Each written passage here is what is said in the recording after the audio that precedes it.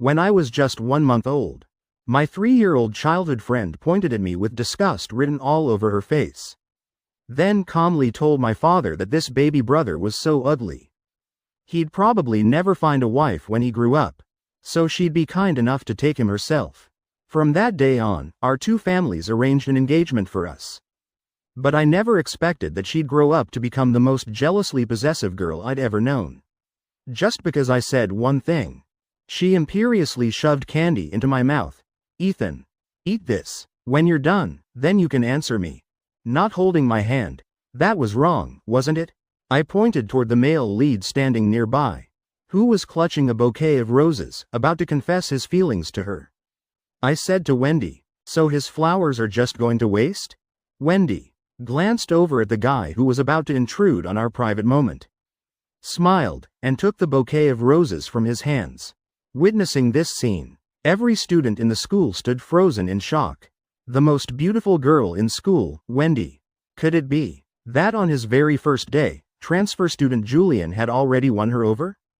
But I just laughed, because I knew that whenever a smile appeared on Wendy's face, her tenderness toward me was actually a warning sign that she was about to transform into her jealous alter ego.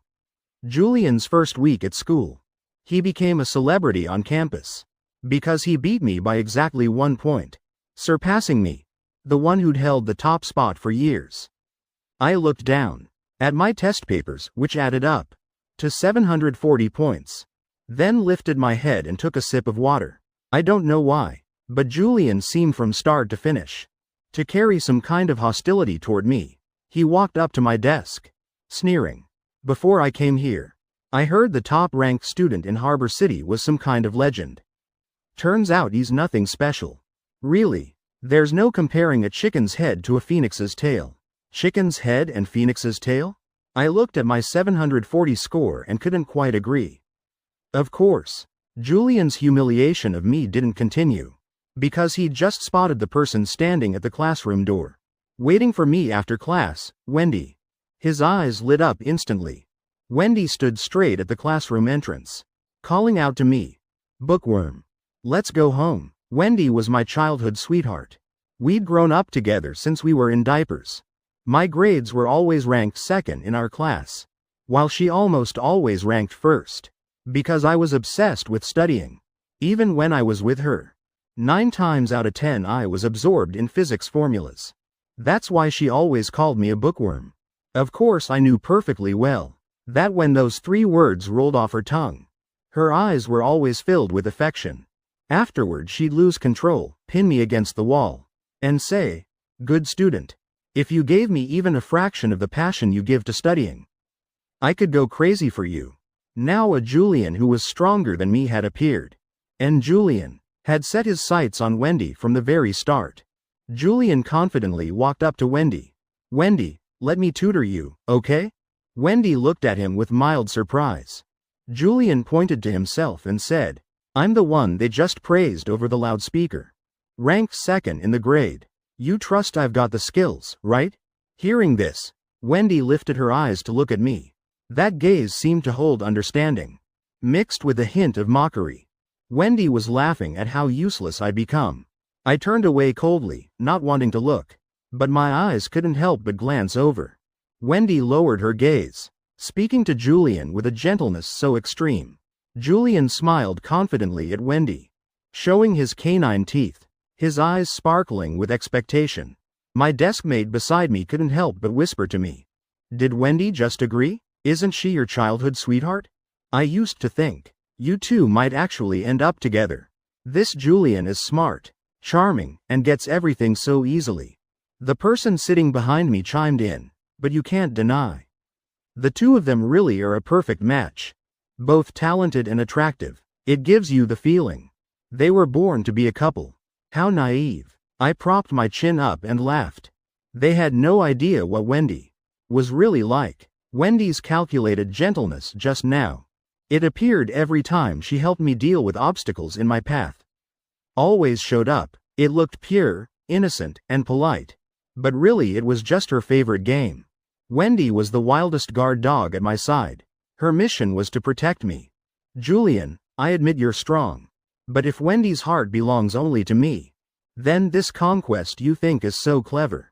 What are your chances of winning? That's right, Julian was a conqueror. His goal was to conquer Wendy, the female lead. To collect love points. When the love points reached 100%, this story would be considered his success. In the original story, I was the villainous second male lead, Wendy's childhood friend. After Julian appeared, I would do things so terrible that people couldn't understand them. Of course, that was the original story's outline. But the original story stopped updating right when Julian appeared. When I awakened, that was when this entire story would completely reverse because of me. It's actually kind of funny. Before Julian came, I didn't love Wendy. All I cared about was studying. Which is why Wendy and I had never become a couple. Back then I deliberately said, the main task of high school students is studying. Let's wait until we get into the same university. Then we can date, okay?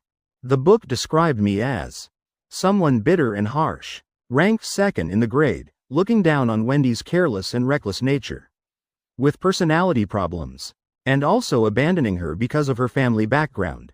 That's why I became the white moonlight in Wendy's heart, making Wendy always remember me. After the male lead arrived, I felt threatened. So I desperately pursued Wendy. Then I discovered that Wendy had been healed by the male lead. What was written in the book was true. I didn't like Wendy that much. That's why I was curious. Why did I become so obsessed? After the male lead arrived? When clearly before, all I cared about was studying. But that was just the plot in the book. I didn't believe Wendy would fall for this guy. Wendy was crazy. And so was I. Julian, was he ready to take on two crazy people? The next day, Julian approached me with a smirk and a curious expression, his lips curving up suggestively. Yesterday Wendy told me, I'm like the sun. She's practically falling for me. Because she feels I've lit up her life. I'd advise you, if you know what's good for you, back off now. I looked at him with an indescribable expression. Julian was actually pretty good looking. Arrogant and proud. He really did look like a little sun. But Wendy hated sunlight most of all. Wendy had solar dermatitis. Since childhood, anyone who gave her anything sun-related would have it destroyed by her. Except for the sun pendant necklace I'd given her. Before I knew about this, I lowered my head and smiled softly. This wasn't liking him at all. This was clearly treating him like a virus. The hidden meaning was, get the hell away from me. Julian frowned. What are you laughing at? I replied casually. Different strokes for different folks. Good luck with that. Julian was pretty smart. He could sense my indifference. Perhaps feeling my attitude wounded his pride. He said, from now on, I'm going to crush you. Take everything you have, except your fate. He hesitated, then added, including Wendy. And your first place ranking too. Julian was determined to take it all. He smiled smugly, the corners of his eyes crinkling. As if he could already see my tragic ending, crying miserably. I couldn't even be bothered to look at him. Just picked up my book and brushed past him. Just wait and see. Even if Julian had some cheat codes, so what? Studying was my forte. I'd put in countless hours of effort. I wouldn't be scared by a few words from him. Julian angrily left me with a threat. Just you wait. Before the second monthly exam, the school organized a National Day celebration performance. The National Day celebration was an annual mandatory program at Harbor City's #1 high school. Whether you were a student just entering senior year, or sophomores and juniors, everyone could relax thanks to this event. Usually, this performance had nothing to do with me. Just as Wendy said, I was just a bookworm. I didn't know how to dance. Had no interest in singing. Wendy was the complete opposite. Big performances like this were her stage. She was the final performer. At the peak moment when the whole school's atmosphere was most electric. Wendy stood gracefully under the stage lights. Her figure gentle and beautiful. Her fingertips danced joyfully across the piano keys. Her clear eyes like lake water gazing down at the audience like a goddess. Applause thundered through the auditorium. All of it for this girl. I looked down at the English listening material in my hands. Then lifted my gaze intently toward her on stage. I sat in the front row, able to see all of her In previous years, Wendy had also performed on stage. From elementary through high school, this stage had always belonged to her. Every year before going on stage, Wendy would look at me with fiery eyes and say, "After I finish performing, you have to be the first person to give me flowers." This year was no exception. The melodious piano notes entered their final passage. I smiled softly, picked up the carefully prepared potted bamboo plant beside me, and walked toward backstage. But just as I reached backstage, before I could step inside, I heard Julian's voice. "Wendy, you were so beautiful on stage just now."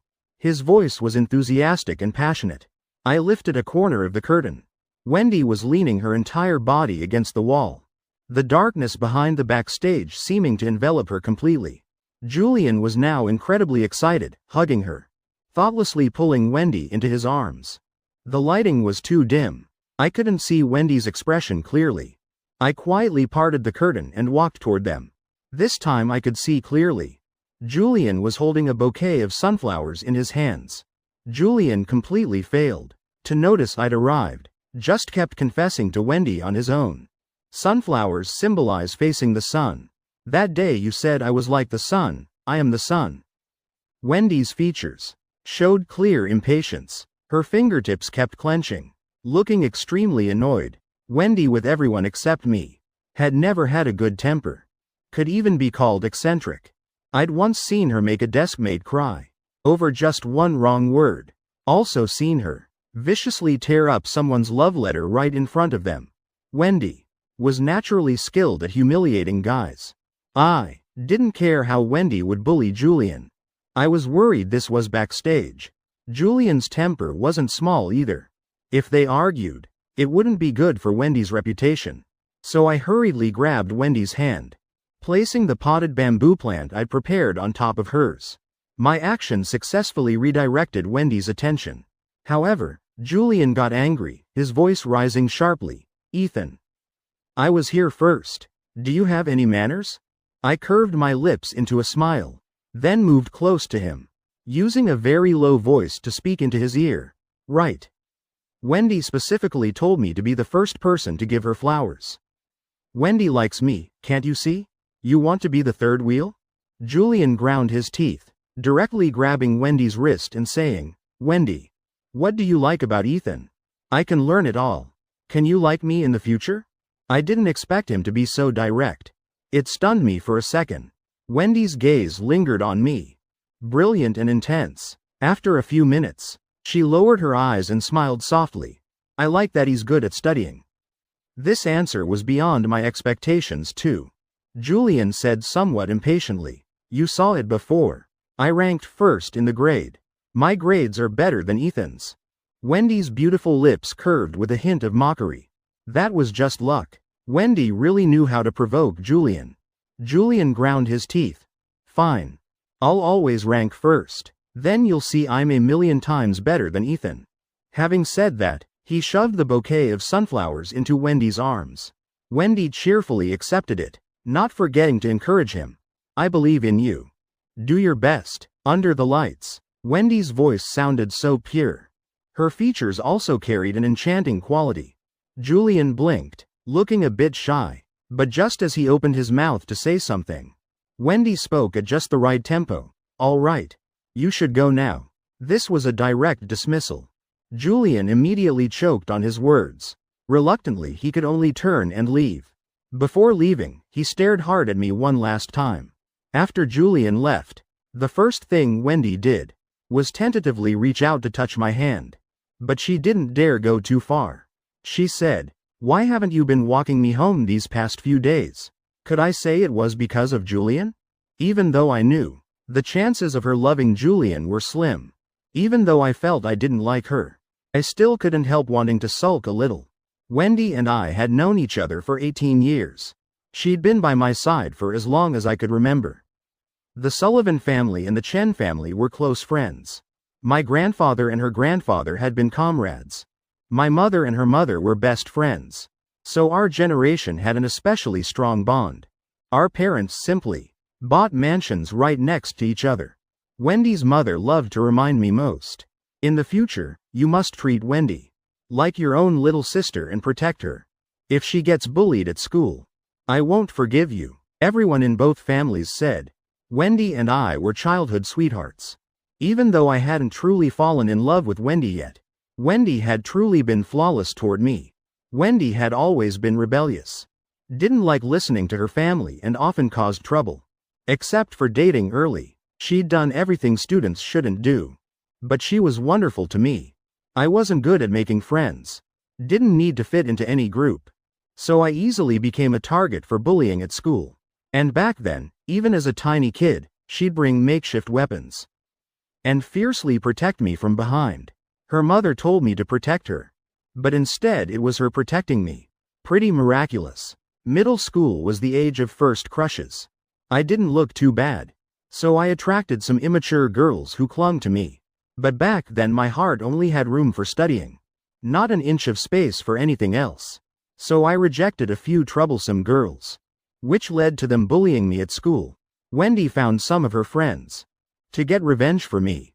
Of course, this wasn't anything to be proud of. In the end, Wendy was called home by her mother and made to kneel all night in the ancestral hall. But that night, while kneeling, she still acted cute with me. "I just wanted to protect you. Don't feel guilty. Right now I only regret not breaking those bastards' legs." Wendy was like my knight. For as long as I could remember, she'd been standing guard beside me. This was probably also why after she fell for the male lead, I wouldn't accept it, right? Seeing I wasn't reacting, Wendy hurriedly moved closer. "What are you spacing out for?" I smiled softly, taking steps forward. "Let's go." Wendy followed. Her long, narrow eyes couldn't help but smile, placing one hand on my arm, smiling until her eyes curved like crescent moons. Just as Julian had said, he was relentlessly fighting to take everything that belonged to me. Every pop quiz, he had the highest score in class, always able to beat me by just a tiny bit. My deskmate worshipped Julian intensely. "He's really amazing. How does he do it? Our pop quizzes are so difficult. You're already getting near perfect scores, and he's still beating you by a little more." I said nothing, just calmly collected the wrong answers from the pop quiz. Julian raised his eyebrows, standing beside me, his tone peculiar as he moved closer. "Don't give up just yet. You can see it yourself. Before my strength, you have absolutely no way to fight back, right? Plus, this is already your limit, isn't it?" "This isn't my limit." That's right, it wasn't his limit. He could get the highest scores without even listening in class, as if he'd already mastered all the knowledge perfectly. My deskmate looked at us like they'd just heard some major news. "You guys aren't betting on who can rank first in the grade, are you? Although Ethan is really strong, I feel like Julian is even better." Hearing these words, I wasn't angry. I just lowered my gaze, calmly correcting a wrong answer, then said, "If you're so strong, why do you need to come to me to validate your existence? Just rank first every time, that's all." I lifted my eyes and smiled at him. "You're deliberately trying to break down my psychology, aren't you? Because even you aren't sure you can rank first every time, right?" I knew Julian had a conquest system. This system would, when starting a conquest, make his scores higher than mine, just to tell Wendy that Julian was stronger than me, to make her love Julian. This was also considered a shortcut for him. But this also meant this golden finger wasn't permanent. After he passed the beginner stage, Julian would need Wendy's affection to continuously exchange for this golden finger. That's why he desperately wanted me out of the picture. "Dream on." I smiled rather cunningly. "Keep dreaming." Julian was provoked by me quite a bit, taking several deep breaths before he could compose himself. "I'm just enjoying the feeling of not having to try hard, and still being able to crush you into the mud." Having said that, he left without looking back. Honestly, Julian's cheat function was really quite impressive. But the reason Julian could always beat me was because I hadn't achieved a perfect score yet. If I could get a perfect score, how could he beat me? As long as I was strong enough. Even if Wendy truly fell for Julian later, he still couldn't steal my spotlight. Thinking of this, I smiled faintly and corrected another wrong answer. Wanting to knock me down with such simple words. Julian was simply dreaming. What Julian didn't know was, I was a study fanatic.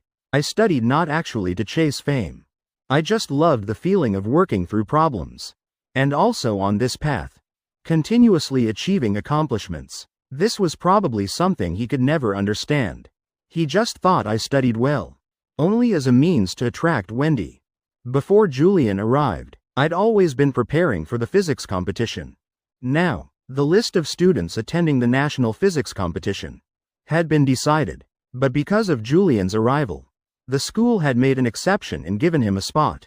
Julian didn't disappoint the school either, winning first place nationally right out of the gate, beating me by exactly 1 point. Since transferring and being better than me, Julian had gradually become the god everyone worshipped. Classmates said, Julian was originally a student, guaranteed admission to Princeton. His strength really is solid. Plus I heard, he actively gave up that guaranteed admission before. Now that's what I call a real expert, right? I couldn't say anything. And toward me, many people felt both regret and schadenfreude. Seems like Ethan isn't that strong after all, huh? Being surpassed so easily, that can't feel good. Julian even sleeps in class, and can still easily surpass Ethan. Comparing people just makes you die of frustration. Everyone said I was a fallen god. If I really took it to heart, my psychology would very likely have issues. Then I'd never be able to beat Julian again. Too bad I wouldn't be like that. Julian heard the praise around him, satisfied as he squinted his eyes, not forgetting to glance at me beside him. Really sorry. You got crushed under my foot again. Julian was determined to take it all. However, I didn't care at all and just yawned. You're so amazing. If it were before, Julian would have been angry already. Now he looked behind me, his eyes beginning to sparkle. Wendy. I got first place. I turned to look back. Wendy's gaze fell on me, silent for a few seconds before looking at Julian. Good job. Julian rushed over and grabbed her arm. Praise me more. Don't just brush me off with 2 simple words. Like that, okay? Wendy was silent for a moment, then emotionlessly pulled her arm away, still coldly saying, you know, your current excellence is already putting academic pressure on me.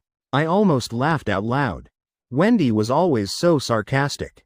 Ranking last, what academic pressure?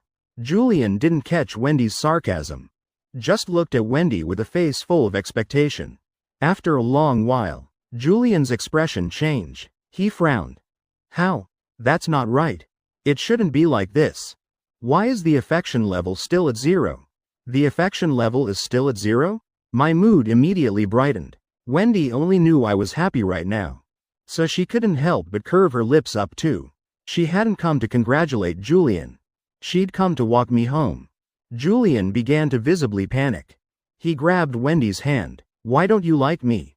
You said you like people who study well. So I beat Ethan every single time. You said you like people who aren't noisy. I haven't been bothering you lately either. Tell me, Wendy. Accept me. Let me be your male lead, okay? Julian was very handsome. The kind of dazzling, striking handsome where appearing in front of people would immediately capture everyone's attention. Right now he was like a wounded little animal, humbly begging. Almost no woman could refuse him. Except Wendy wasn't included. Wendy put one hand in her pocket and laughed mockingly. Don't you have a mirror? At least find a puddle to look at yourself. Not far away, there was still a group of classmates standing and watching.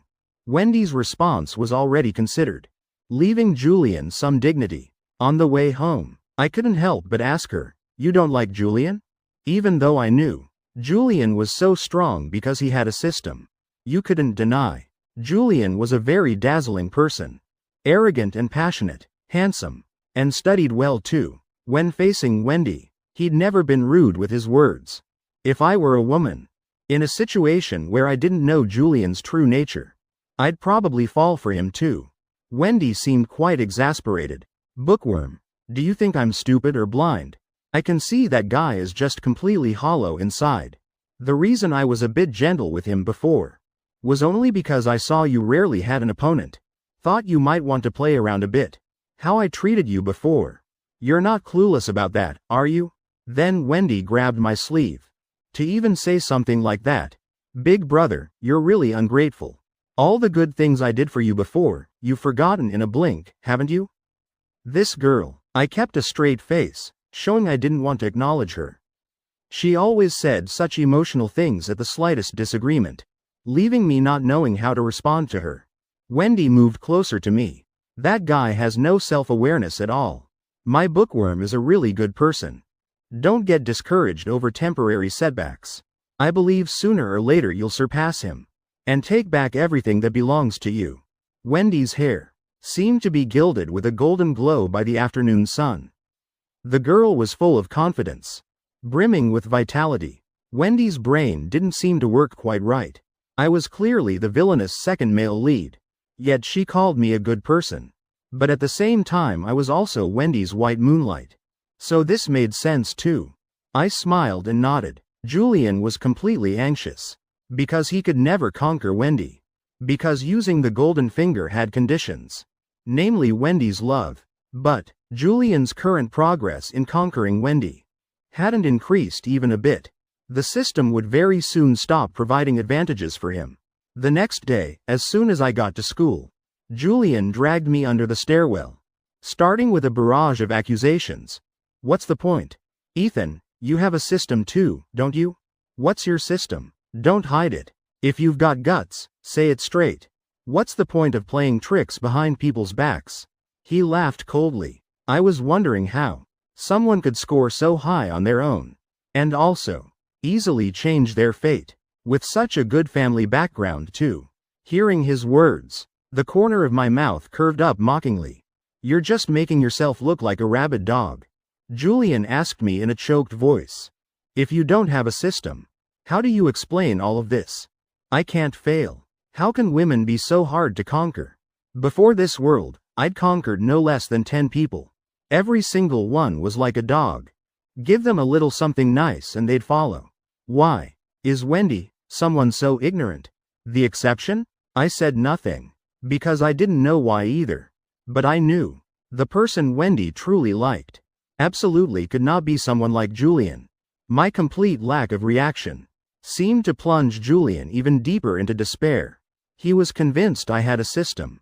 But then Julian suddenly looked up, his eyes dark as they stared at me. Actually, this is easy to solve.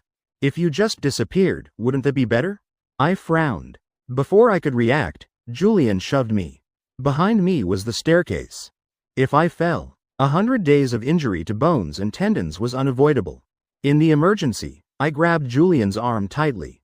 You want to do something evil? Then don't blame me for dragging you down with me. Both our bodies fell backward at the same time, tumbling down several steps. Neither of us could escape.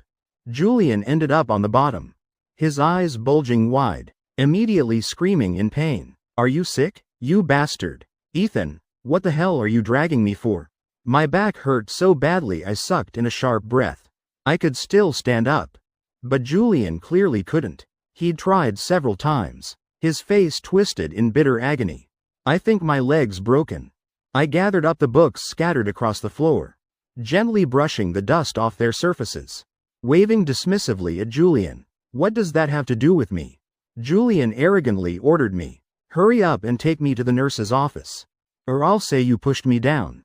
It's already morning self-study time now. There's absolutely no one around. If you don't take me, I'll have to sit here until school's out. If someone sees me, I'll die of embarrassment. I rolled my eyes, pointing to the corner nearby. You just transferred here. You probably don't know there's a camera over there. Julian's face immediately went pale. I left without looking back. Honestly, I really didn't understand why the system chose Julian as the conqueror. Both stupid and ugly. Someone like that could be the male lead. If this world really was a novel, it truly deserved to be abandoned. If I were the author, I probably couldn't write it either. That morning, Julian lay on the floor until morning self-study ended, before classmates finally surrounded him and took him to the nurse's office. When others asked him why he was lying on the floor, he stammered and didn't dare say. Wendy initially didn't care at all, but after hearing me say Julian had tried to push me, she immediately became furious, instantly dragging me to find a teacher. Julian is our school's top-ranked student. He's going to be the committee's star seed in the future. What if something happened to him? I strongly suggest we check the camera footage. Julian kept shaking his head. No, no. That's not necessary, it's too much trouble for everyone. Wendy's gaze was unfathomably deep, carrying an undeniable authority. You're such a kind boy. Getting bullied and staying silent. Anyone can see your leg couldn't have fallen by itself. How could it end up like this? Julian wanted to cry but had no tears. He wanted to say something else. But the principal spoke first. That's right. I absolutely will not allow something like this to happen on my watch. Julian went pale, could only watch wide-eyed as the principal seriously pulled up the camera footage. Then complete silence. All the teachers present quietly let their gazes rest on me, then rest on him. The camera had no audio, but it clearly showed that he pushed me first. The current top student pushing the former top student. The principal was in a very difficult position. He could only clear his throat lightly, pretending to scold me. Why didn't you take Julian to the nurse's office? I said expressionlessly. He tried to push me down the stairs. If he hadn't brought it on himself, I might be paralyzed from the waist down right now. The fact that I didn't kick him a couple times before leaving is because I'm civilized. What I said made sense, leaving the principal speechless. The principal wanted to turn something big into something small into nothing. Wendy calmly spoke up. Behavior this serious. Shouldn't there be a disciplinary mark? Julian looked shocked. Wendy, do you know what you're saying? You actually want me to get a disciplinary mark? It's because of Ethan, isn't it? The principal was somewhat troubled. Students, you're all seniors now. If you get a disciplinary mark, it goes in your permanent record. It'll be a stain for life. Wendy said nothing, just looked at the principal with a cold smile. In the end, the principal still compromised, because the Sullivan family had donated 2 lecture halls to the school, 100 computers, and half the campus grounds. Now, Wendy just wanted justice served. The principal had no reason to refuse. Julian stared at me the entire time. After the principal and teachers left, Julian couldn't help but speak. Ethan, are you satisfied now? Does it feel good to crush me under your foot? I was silent for a few seconds, then said, honestly, I've never taken you seriously. Crushing an ant. What's pleasurable or not about that? I truly looked down on Julian. Or more precisely, someone who played dirty tricks like him was definitely destined to fail from the start. Julian was the male lead, and at first he'd encountered the golden carp of heavenly destiny. The heavenly ways said he was the luckiest among countless people, so it chose him. Initially it gave him 2 choices. 1 was the effort system. 2 was the conquest system. As the names suggested, the effort system meant any effort put in would yield double the return, basically unlocking cheat mode in life. The conquest system meant by conquering the affection of this world's female-led, he could exchange for various golden fingers in the shop. Julian chose the conquest system. After all, the difficulty of conquering one woman was much lower than working hard himself, not wanting to make an effort, just wanting to get something for nothing, and also being able to travel among all these excellent girls in every way. Wouldn't that be absolutely perfect? But Wendy was a tough nut to crack, and Julian felt, since he was chosen by the heavenly way to be the male lead, Wendy should naturally love him. Even in this conquest, Julian hadn't put in much effort at all. From start to finish he'd been unreasonably arrogant, just thinking success should rightfully be his. Where in the world are there such easy wins? Julian couldn't conquer Wendy, and not long after, he showed his true colors. First, the teacher in class called on him to answer questions, and he always stammered without being able to answer. Next were pop quizzes. When his deskmate wanted to cheat off him, he didn't want to share. And when the scores came out, his score was still a long way from passing. On the second monthly exam, his scores dropped even more absurdly, not even reaching 100 points. I was completely opposite to him, with Julian's earlier provocation spurring me on. I loved studying even more. Moreover, I often thought, if next time a conqueror appeared who had both brains and absolute strength, Would I have any way to stand out from the siege through my own will? I was already close to getting perfect scores. Now, after checking for gaps and filling them in, I was infinitely approaching perfection. Now my deskmate's passionate gaze turned back to me. He kept shouting, "Oh my God. Ethan, you're my God." Julian could only make one final struggle, which was before the third monthly exam. Trying every way to sneak into the Sullivan house. He wanted to climb into Wendy's bed. That night, Julian wore gray sweatpants, looking extremely cocky, but Wendy wasn't moved at all. Instead, her face darkened as she threw him out the door. Julian was even photographed by reporters and posted online, losing all face. The next day, Julian's legs couldn't carry him as he searched everywhere. The system in his mouth seemed to have fallen into madness.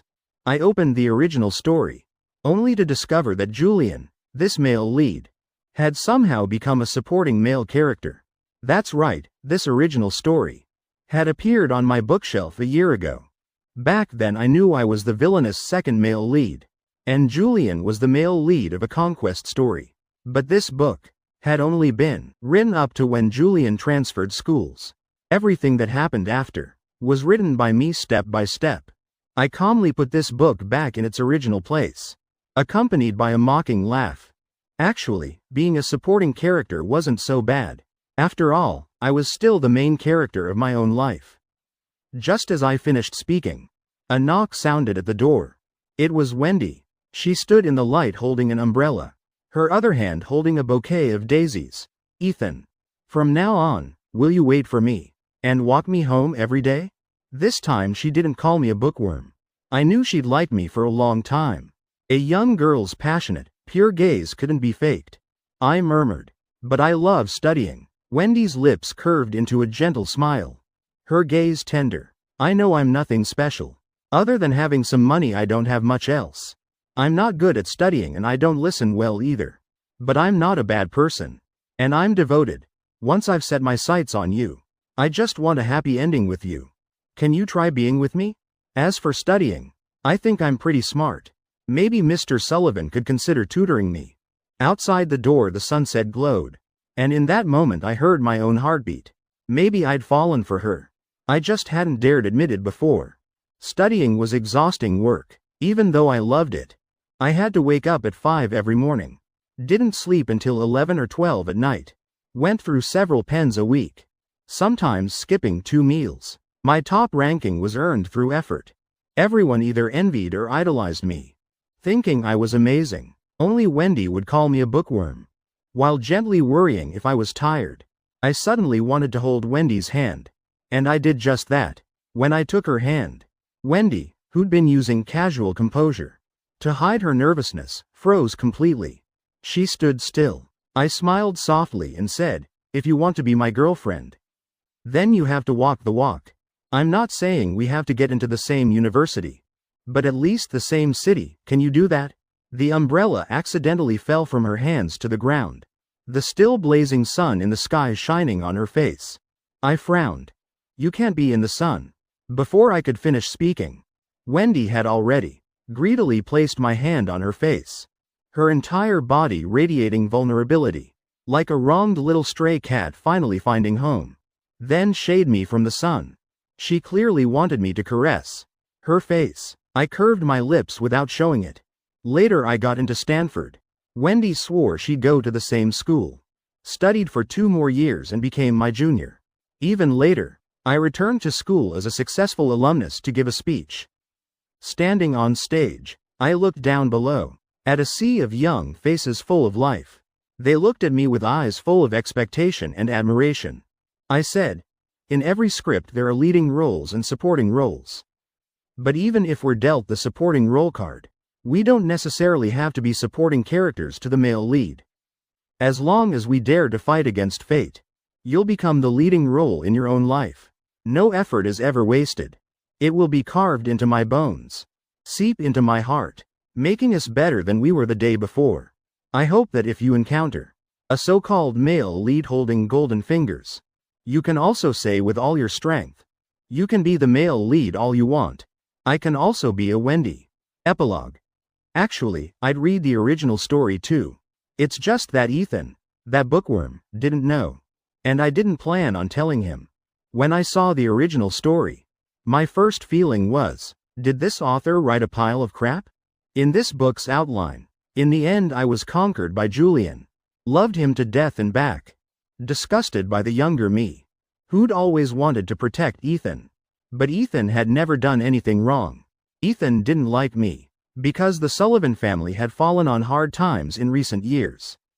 And his parents kept telling him he absolutely had to marry me. This bookworm loved studying, felt he could carve out his own bloody path, and just didn't want to rely on me. He kept me hanging, because deep down he liked me, and didn't want to lose me. I knew all of this.